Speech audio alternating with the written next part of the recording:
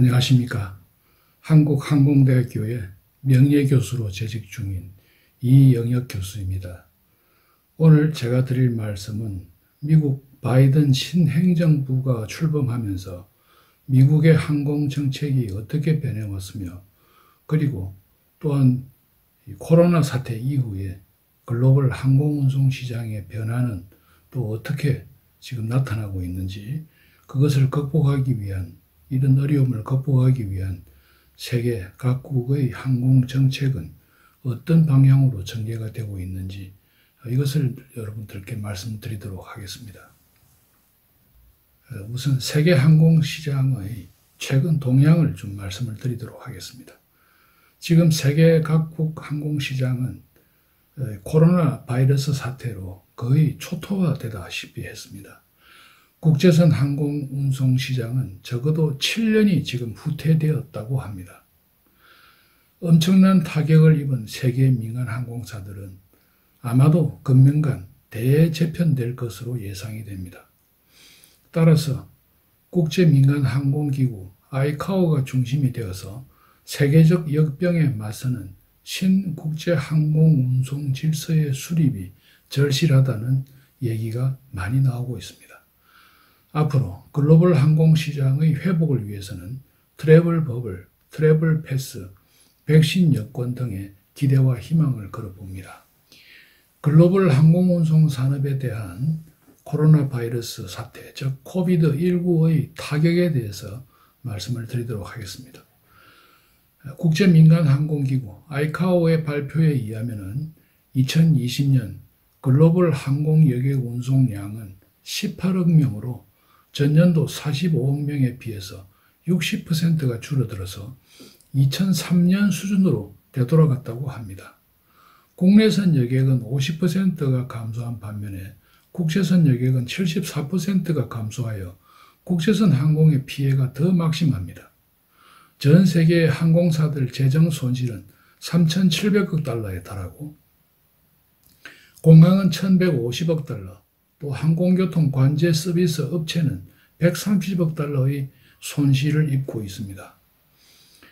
항공운송 산업은 전반적으로 지금 죽느냐 살아남느냐 존폐의 문제가 발생하였고, 전 세계적으로 수백만 개의 항공 관련 일자리가 없어졌습니다.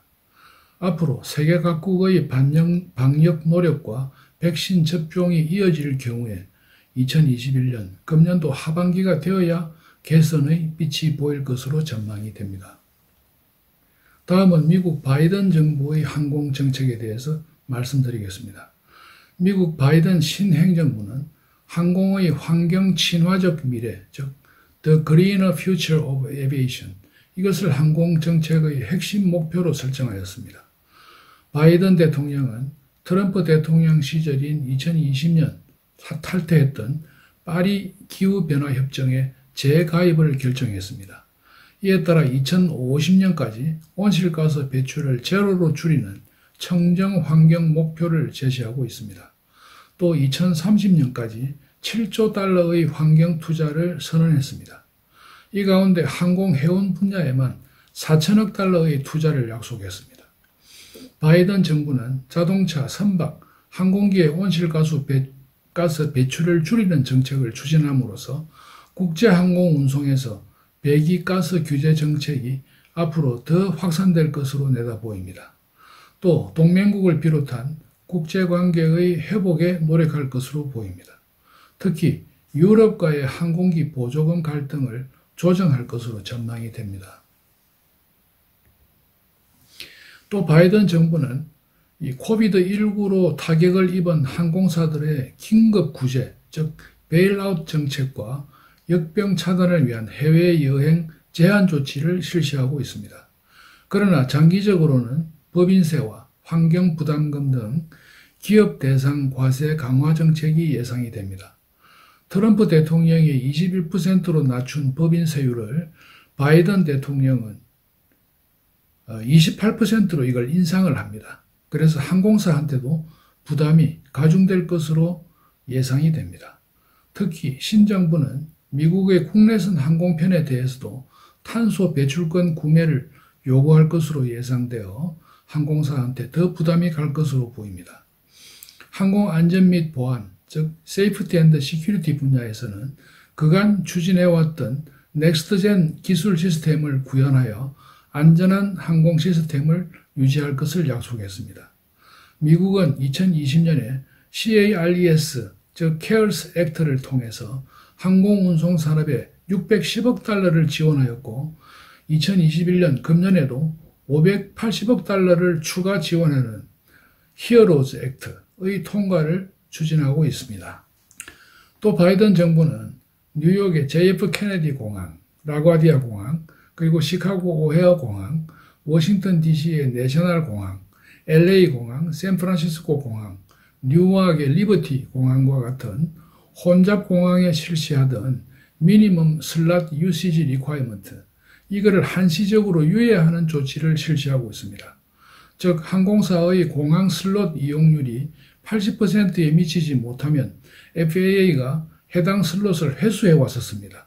그런데 이 조치를 유예하여서 코로나로 인한 항공사들의 운항 중단이나 운항 감축에 어려움이 없도록 하고 있습니다. 우리나라에서도 정부는 미국처럼 한시적으로 최소 80%의 슬롯 이용 규제 조치, 이것을 유예해주고 있습니다.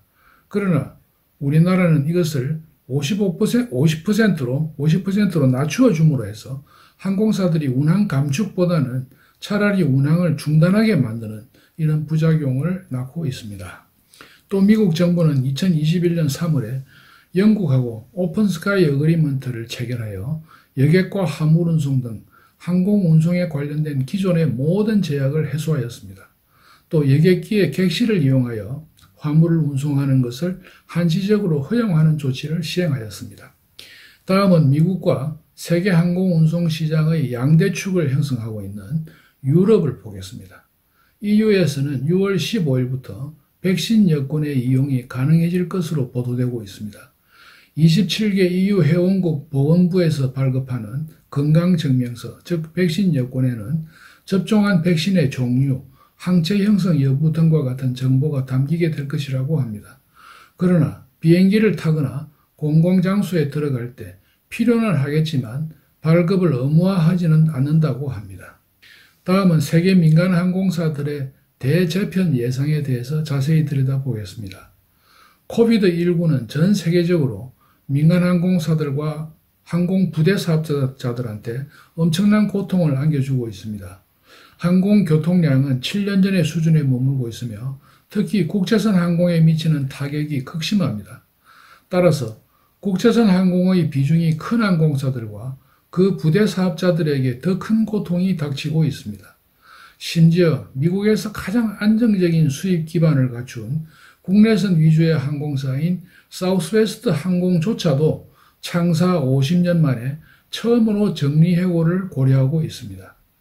미국과 유럽의 저비용 항공사들과 또 신생 항공사들은 생존의 위기에 몰리고 있으며 사업 능력과 상관없이 재무 상태에 따라 파산과 항공사 간 M&A가 속출할 것으로 내다보입니다.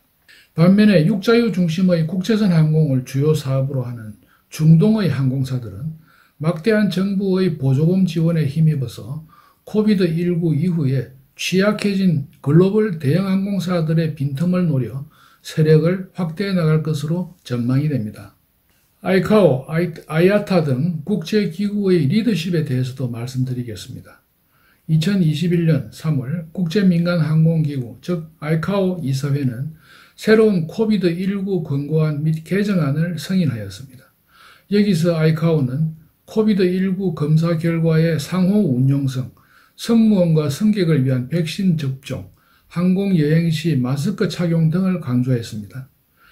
PHC, 즉 Public Health Corridor에 대해서는 각국이 양자 또는 다자 간 협정을 수립할 수 있도록 하고 있습니다.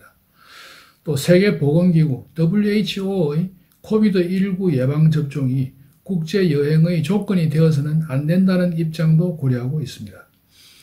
또 글로벌 공급망이라든지 또 신속한 백신 공급 등의 항공운송의 중요성을 강조하고 있습니다.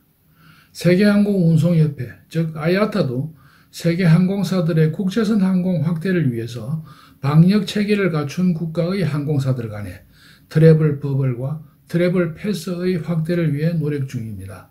우리나라도 UAE에 이어서 아야타와 트래블 패스의 시행에 합의하였습니다. 마지막으로 우리나라의 항공정책과 항공운송 시장의 전망에 대해서 알아보겠습니다. 우리나라는 2021년 금년에 국내선 항공은 거의 예년 수준을 회복할 것으로 전망이 되지만 국제선은 백신 접종이 정부의 초기 계획대로 순조롭게 진행된다는 것을 전제로 할 때 4, 4분기부터 운항이 서서히 늘어날 것으로 예상이 됩니다.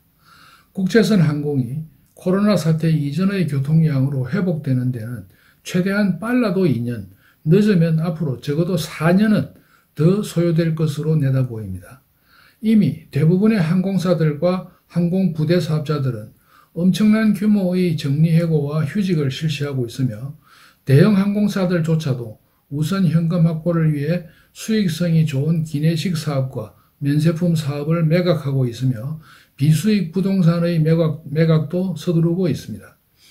그나마 항공기 정비사업, 즉 MRO의 매각을 유보한 것은 다행이지만 고수익 부대 사업의 매각은 장기적으로 항공사의 수익 기반을 해치게 되어서 국민들의 우려를 낳고 있습니다. 대한항공이 아시아나항공을 인수함으로써 사실상 우리나라 국제선 항공은 이제 30여 년 만에 단일 항공사의 독점 체제로 회귀하게 될 것으로 보입니다.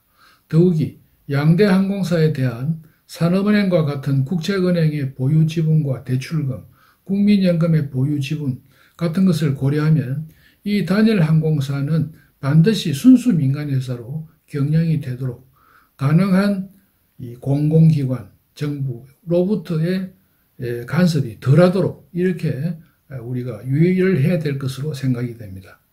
따라서 향후 우리나라 항공정책은 유일한 장거리 국제선 항공사의 수익 기반 구축과 민간 항공사의 효율을 저해하는 정부의 간섭은 가능한 경계를 하고 단일 항공사의 요금 인상과 공급 축소와 같은 독점적 폐단을 막는 데 집중되어야 할 것입니다. 또한 재정적 위기에 놓여서 존립이 어려운 소형 저비용 항공사들의 구조조정과 M&A에도 정책적 관심과 방향 제시가 필요할 것으로 내다보입니다. 장기적으로는 국민들에 대한 안정적인 항공교통 서비스를 위해서 현재 항공사들이 겪고 있는 경영 위기를 극복할 수 있도록 미국과 세계 각국이 실시하는 것과 같은 재정 보조가 지금 가장 절실히 필요하다고 봅니다.